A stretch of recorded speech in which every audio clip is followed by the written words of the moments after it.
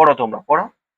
একটি নির্বাচনে 8% ভোটদানের ভোটার তাদের ভোট দেয়, তাহলে কত পার্সেন্ট ভোট দিয়েছে?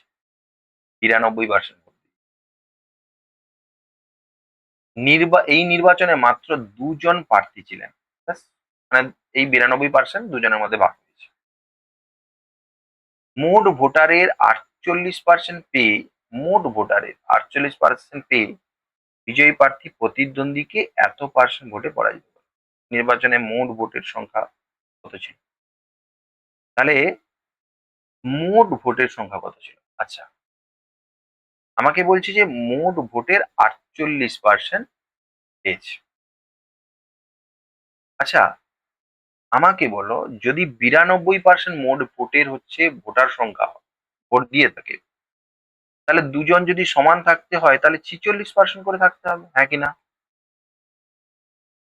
কিন্তু একজন 48% পেয়ে গেছে মানেই 48% পেয়ে গেছে মানে এর দুটো পিছিয়ে গেছে, মানে এর 44% হয়েছে, মানে এদের মধ্যে পার্থক্য হলো 4%। এই 4% ভোটেই পরাজিত হয়েছে।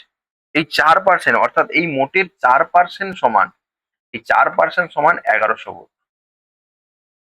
তাহলে 100% সমান কত? এই 100% তোমাকে বার করতে হবে। তাহলে 100% সমান এইটা বাই 100/4। 4×25 100, তাহলে 25 দিয়ে গুণ করলে এটা কত হবে? 275 2, এইটা হবে 275।